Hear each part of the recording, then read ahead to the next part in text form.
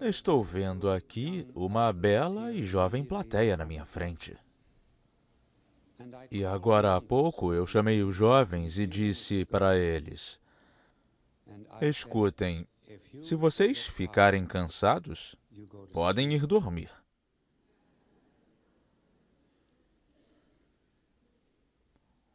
Isso vale para vocês na plateia também. Certa vez eu estava conversando na igreja e um bebê começou a chorar. A mãe então pegou a criança e saiu. Quando eu a vi saindo, eu disse: Senhora, a criança não está me incomodando, não. E ela disse: Eu sei, é o Senhor que está incomodando ela.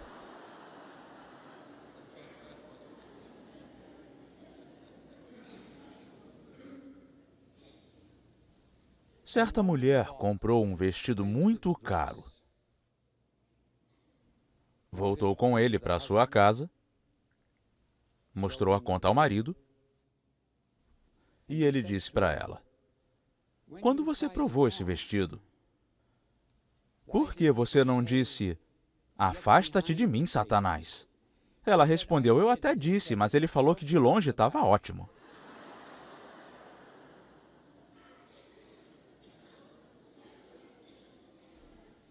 Tem um homem que foi para o céu e acho que ele talvez quisesse conhecer o inferno, para saber como era. E então ele pediu para São Pedro se poderia descer. Aí ele desceu para o inferno, se divertiu bastante no fim de semana e depois voltou para o céu. No outro fim de semana, ele falou para São Pedro: Olha, eu não achei tão ruim assim lá embaixo. Posso voltar? Sim, respondeu São Pedro. E assim, pela segunda vez, ele voltou para o céu dizendo que tinha se divertido muito. Da terceira vez, ele pediu para descer e São Pedro disse: Olha, essa vai ser a última vez. Quando ele desceu lá, o diabo o colocou num dos cantos mais quentes do inferno.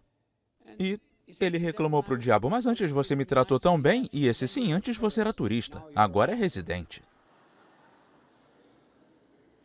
Então lembrem-se disso, o diabo nos trata bem agora, mas quando virarmos residentes, não vai nos tratar tão bem. Tem um padre missionário que é um amigo que eu já tenho há mais de 35 anos.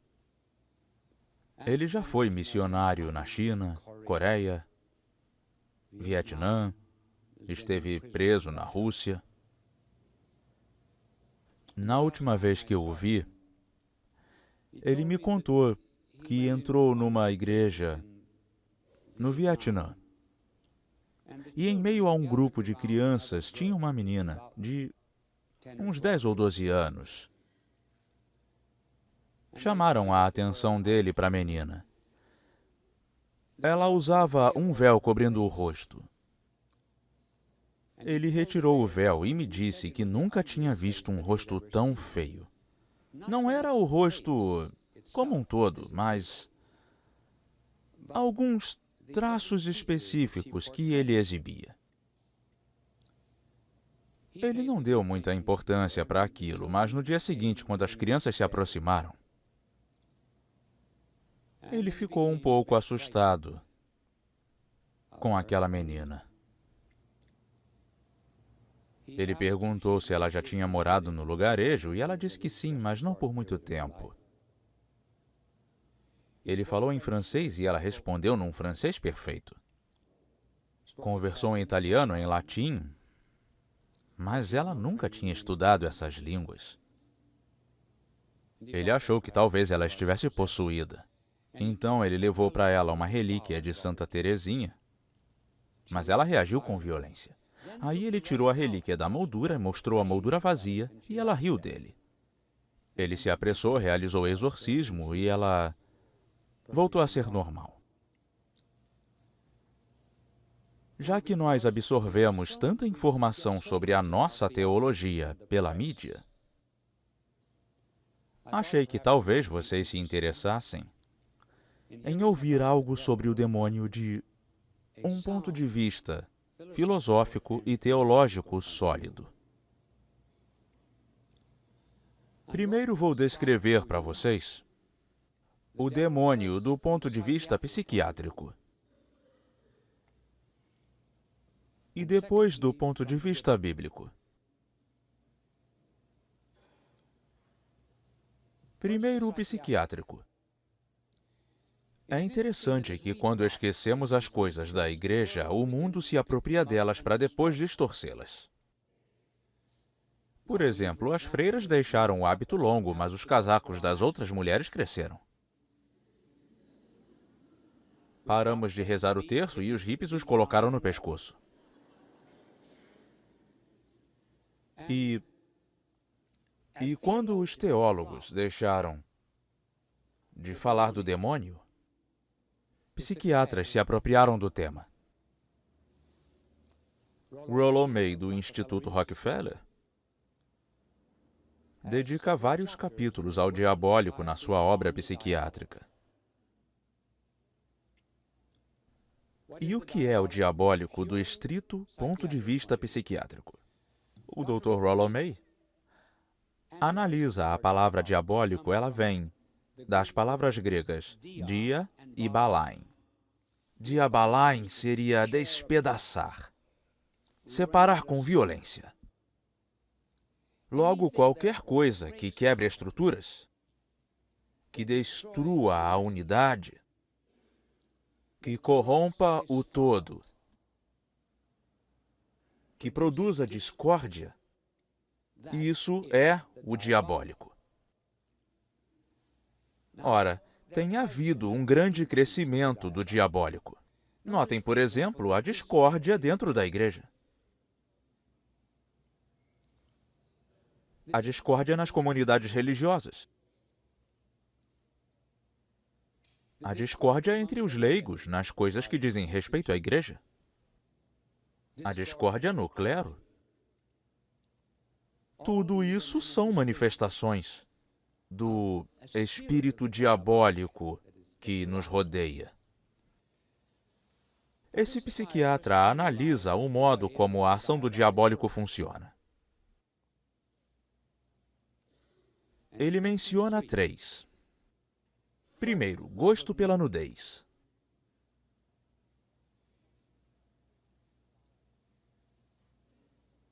Segundo, a violência, agressividade.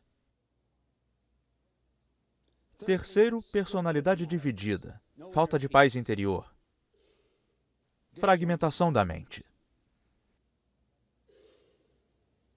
Primeiro, o gosto pela nudez.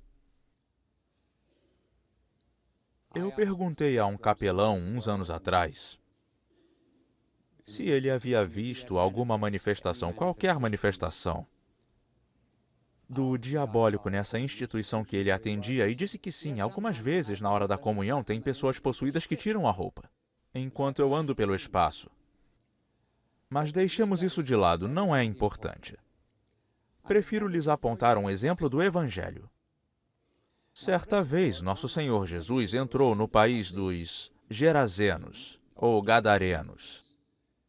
Vai depender da tradução da Bíblia que você estiver usando. E ele encontrou naquela terra um jovem possuído pelo demônio. O Evangelho menciona 3 características desse jovem. Primeira, estava nu. Segunda, que era violento, agressivo, tanto que eles não conseguiam mantê-lo acorrentado. E terceira, que a sua mente era confusa, esquizofrênica. Nosso Senhor perguntou: qual é o seu nome? O jovem respondeu: meu nome é Legião. Vejam, uma legião, naquele tempo, era formada por 6.000 soldados romanos. Perceberam? Ele é uma pessoa, mas também uma legião de outros 6.000. O meu nome é Legião, porque nós somos muitos. Vejam, a personalidade não tem mais unidade. Eu, legião, nós, muitos. Agora, aquele psiquiatra de que eu falei, em momento algum correlaciona. as 3 manifestações do diabólico com esse jovem do Evangelho. Eu faço essa relação porque, para mim, está muito evidente a semelhança entre as descrições. Então, falando de uma maneira bem superficial, o diabólico é aquilo que separa. E sempre que ocorre uma grande manifestação do Espírito, também vemos a ação do diabo. Quando, por exemplo, Moisés, no Antigo Testamento, operou milagres contra o faraó, os agentes do faraó tentaram imitar alguns deles. Quando o Espírito Santo desceu sobre a igreja primitiva no Pentecostes, houve a perseguição a Estevão. Houve o Concílio Vaticano II, com a efusão do Espírito sobre a igreja, e imediatamente vimos a manifestação do espírito maligno. Então deixo para vocês essa observação característica do diabólico de um ponto de vista psiquiátrico. A ruptura da unidade, a desintegração da família, destruição das instituições, desunião nas comunidades religiosas, a ruptura da união em Cristo. Essa é uma análise do diabólico. A outra é a bíblica.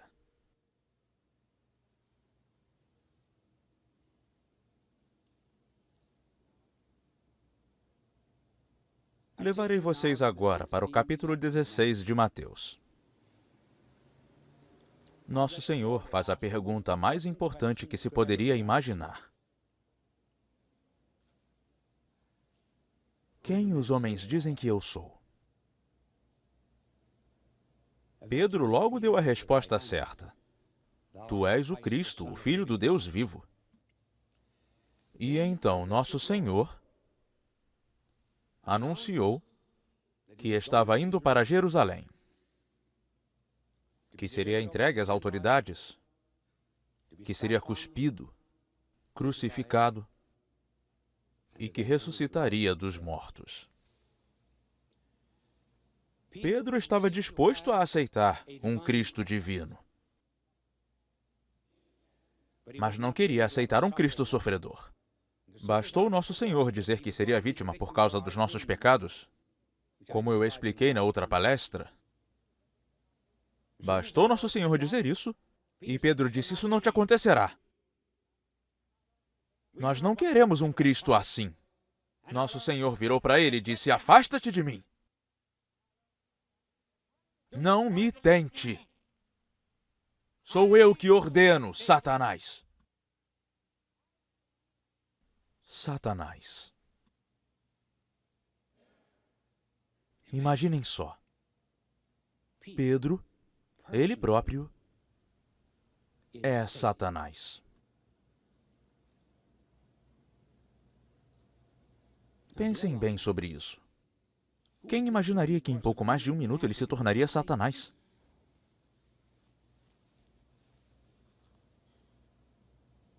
Por que nosso Senhor o chamou de Satanás?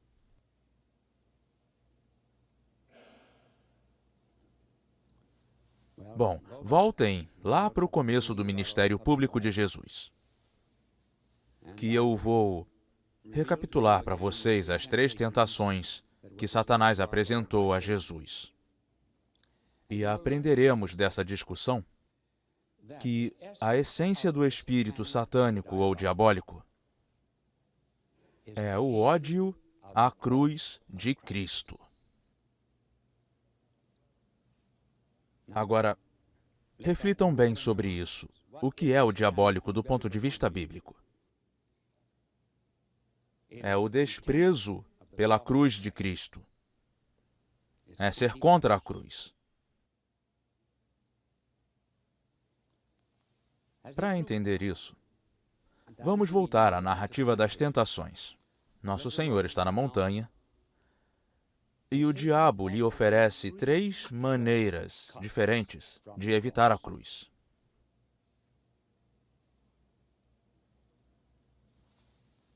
Por que ser um salvador do pecado? Quer que a humanidade lhe siga? Pois eu vou lhe dizer o caminho, falou Satanás. Você não precisa da cruz, em vez disso vou te dar 3 saídas. A primeira. Está vendo aquelas pedras ali? Elas parecem pães, você não acha? Você não come há 40 dias. Escuta, você tem que comer. O homem tem necessidade de comida e existem outros instintos. Instinto por poder, instinto por sexo. Deixe-se guiar pela vontade. Satisfaça seus apetites, como os outros homens. Mas esqueça a cruz. A primeira saída. Permissividade. Faça tudo o que tiver vontade. A segunda tentação.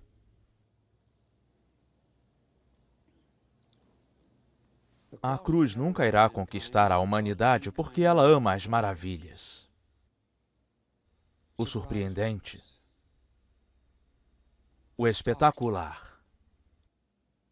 O maravilhoso. Qualquer coisa que faça ela exclamar, olha! Já terão esquecido depois de uma semana. E viram outras maravilhas. Voe para a lua. Jogue-se do pináculo do templo. E saia ileso. Isso sim é uma maravilha. Faça isso e as multidões o seguirão. Não precisa de cruz nenhuma. E a tentação final, que é a que será a tentação da igreja nos próximos 100 anos. E por esses dias já conseguimos ver seu início. Satanás diz que teologia é política. Por que se preocupar com teologia? Com Deus, transcendência. Com o mistério da redenção, a única coisa que importa é a política. É, por assim dizer, girar nas próprias mãos o globo terrestre cintilante. Satanás diz a ele: todos esses reinos são meus. São meus. E eu darei eles para você. Se você se prostrar e me adorar. Será que, pela primeira vez na vida, Satanás falava a verdade?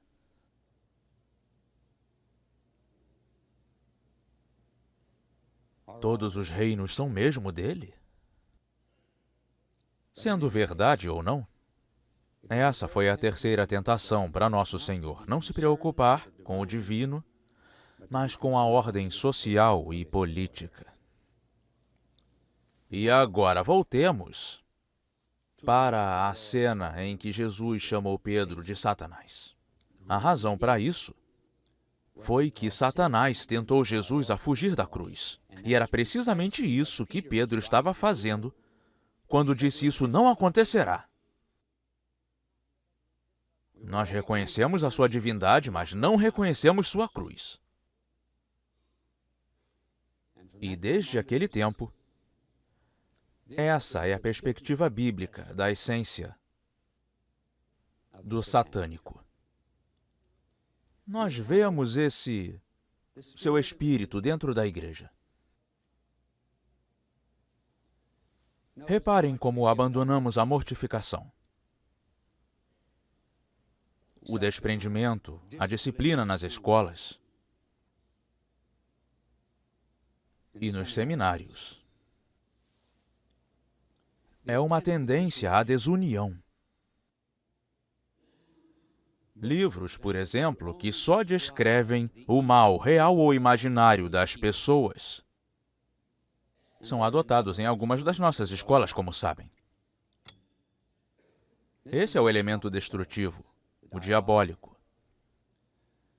Mas o declínio do espírito de disciplina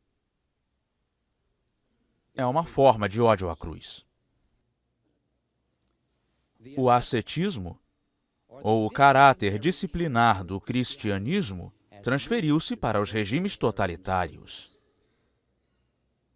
Está lá na China e lá na Rússia. Lá existe disciplina, abnegação, comprometimento a uma causa comum, mas sem a cruz e, portanto, com a completa destruição da liberdade humana. Por quanto tempo ainda o diabólico e o satânico, com seu desprezo pela cruz, continuará a se manifestar? Bom, não podemos ter certeza se estamos na era do demônio. Mas há uma passagem em São Paulo que, num primeiro momento, parece muito difícil. Eu vou ler para vocês e depois eu vou explicá-la. Ela está em 2 Tessalonicenses, capítulo 2, versículo 7. Lembrem-se que Paulo escreveu essa carta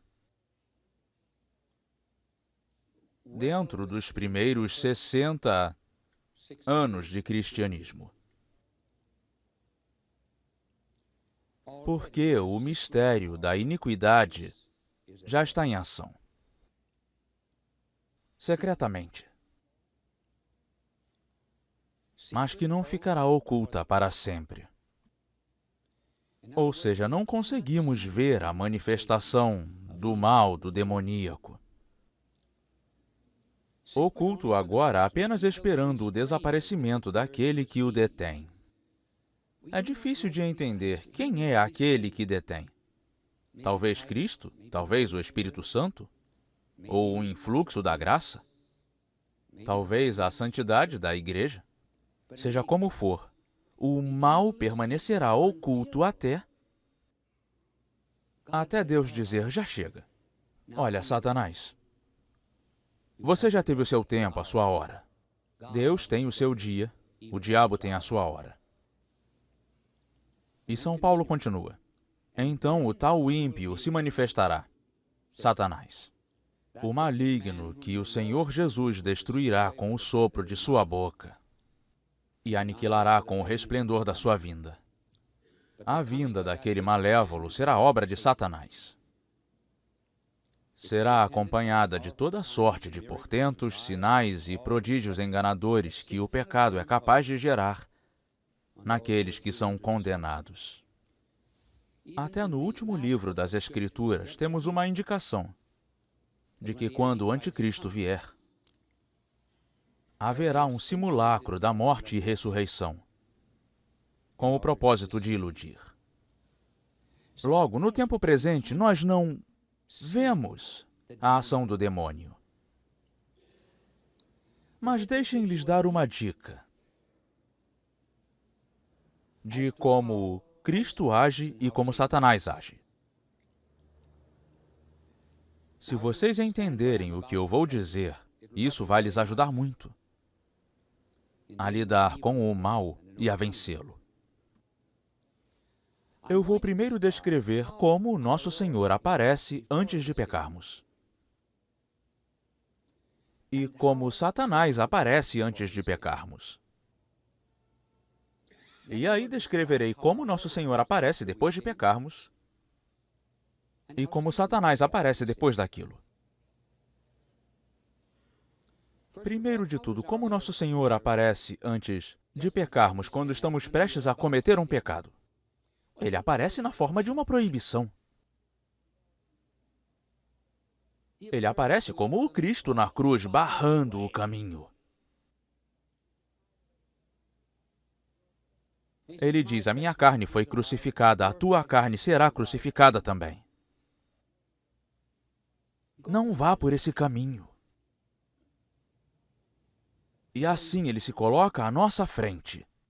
Ah, nós não somos livres. não nos permitem fazer o que nós queremos. Cristo está lá. E como é que Satanás faz, ou fala, quando estamos prestes a pecar? Ah, não seja bobo. Ninguém mais acredita nessas coisas.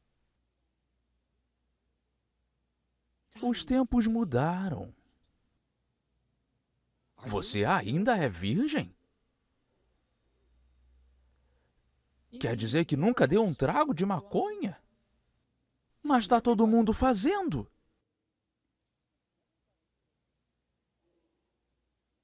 Não liga para esses médicos que estão dizendo que vai fazer mal para o seu cérebro. Você tem que viver. Seja você mesmo. Nunca cometeu adultério, mas todo mundo comete.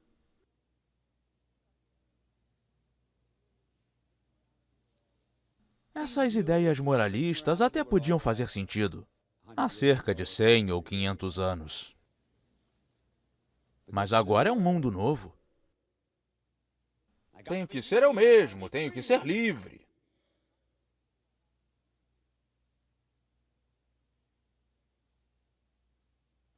É assim que o diabo fala. Ele está do nosso lado. Antes de pecarmos, Cristo parece ser o acusador.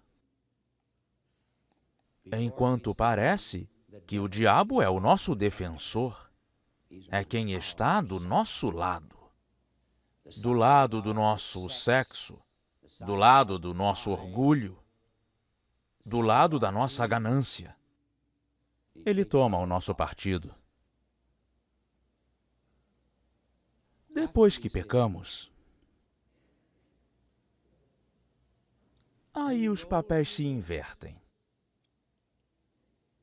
Aí Cristo se torna o defensor e o demônio o acusador.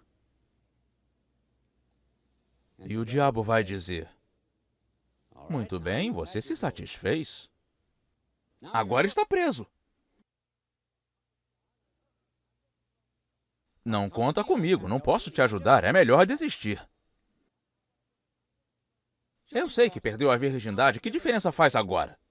O jeito é continuar pecando. Eu sei que você roubou, você não foi pego, ainda. Mas uma hora será pego. Até o demônio nos encher de desespero, como fez, enchendo o coração de Judas com desespero. Judas podia ter ido ao Salvador. E o Salvador o teria perdoado. Mas Judas pegou uma corda. Caminhou pelo chão frio, vendo as árvores secas. E cada noz em cada árvore parecia ser um olho. E cada galho de cada árvore parecia ser como um dedo acusador, traidor. Parecia não haver mais nada a fazer no seu desespero que se suicidar. E essa é uma das razões pela qual o índice de suicídio não para de aumentar na nossa sociedade. Desespero. O diabo nos pegou. Num dos romances de Dostoiévski, Raskolnikov, que era um homem muito mau, disse para uma garota que a amava. Ele falou: Sônia, sabe o que vai acontecer com você? Você ou irá pular da ponte, ou irá enlouquecer, ou irá cortar a própria garganta.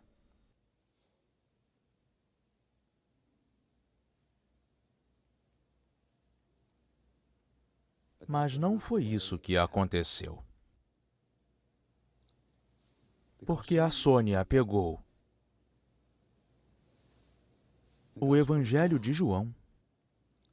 Ela começou a ler o relato da ressurreição de Lázaro e disse: eu posso encontrar uma vida nova em Cristo. O que me leva até o modo como nosso Senhor age depois que nós pecamos. Agora Ele é o nosso defensor. E diz: vinde a mim, vós, que estáis desconsolados. Mesmo que seus pecados sejam escarlate, se tornarão brancos como a neve. E ainda que sejam vermelhos como carmesim,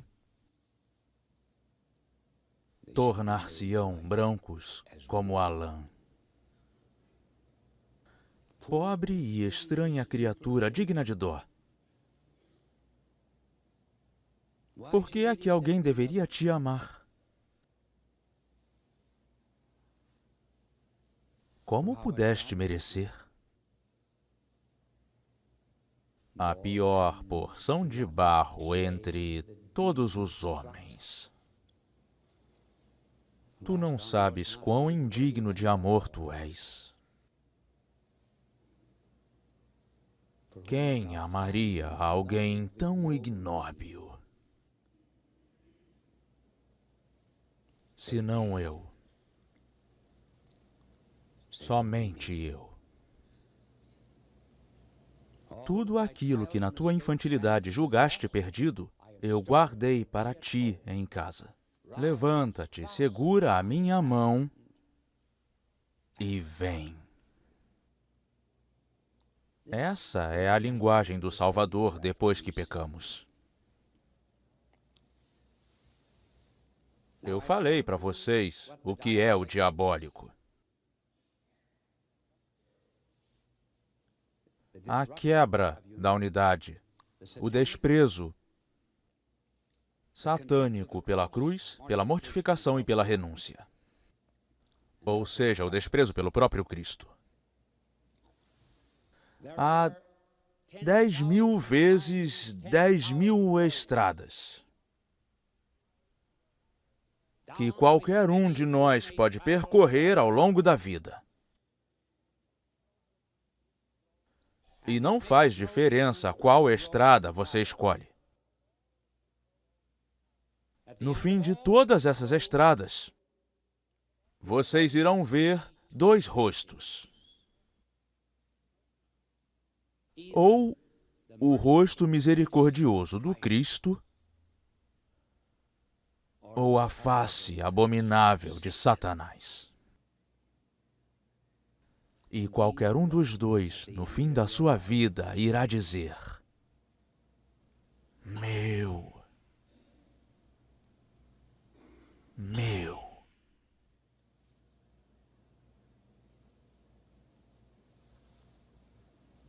Portanto, não brinquem com o mal. Senão vocês serão pegos. E eu vou lhes dizer quais são as 3 armas mais poderosas contra Satanás. Primeira, o santo nome de Jesus. Esse é um nome que o diabo não consegue suportar. Porque pelo nome de Jesus todo joelho se dobrará, nos céus, na terra e abaixo da terra. A segunda, o sangue de Cristo. A invocação do sangue de Cristo. Talvez eu faça um sermão sobre isso. Nós somos salvos pelo sangue de Cristo. Diante da tentação, invoque o seu sangue, pois sem derramamento de sangue não há remissão dos pecados. Terceira arma, devoção à Nossa Senhora. Pois lá no começo, no livro de Gênesis, foi a semente de uma mulher que viria esmagar a semente de Satanás. Estamos, portanto, armados com essas 3 armas. O santo nome, o sangue de Cristo e Nossa Senhora. E quando você pensar no diabólico, no demoníaco ou no satânico, não se deixe desviar do caminho pelas coisas que venha a ouvir dos meios de comunicação. O demônio é apenas, simplesmente, o arqui-inimigo da cruz. O inimigo da vida disciplinada é o anticristo. Isso é o satânico. Nada além disso. Vocês não se enganarão se compreenderem isso, ainda que amem pouco essa cruz. Sempre que o silêncio me envolve de dia ou à noite, sou surpreendido por um grito. Esse grito veio da cruz da primeira vez que eu ouvi. E eu saí à procura. E encontrei um homem sofrendo as dores da crucificação. E lhe disse, vou tirá-lo daí. E então eu tentei arrancar os pregos dos seus pés. Mas ele disse, deixe assim. Pois eu não posso ser retirado daqui até que cada homem, mulher e criança venham juntos me descer. E eu disse, o que eu posso fazer? Eu não posso suportar essa sua dor. E ele respondeu, saia pelo mundo e diga a cada pessoa que você encontrar que você viu um homem pregado na cruz.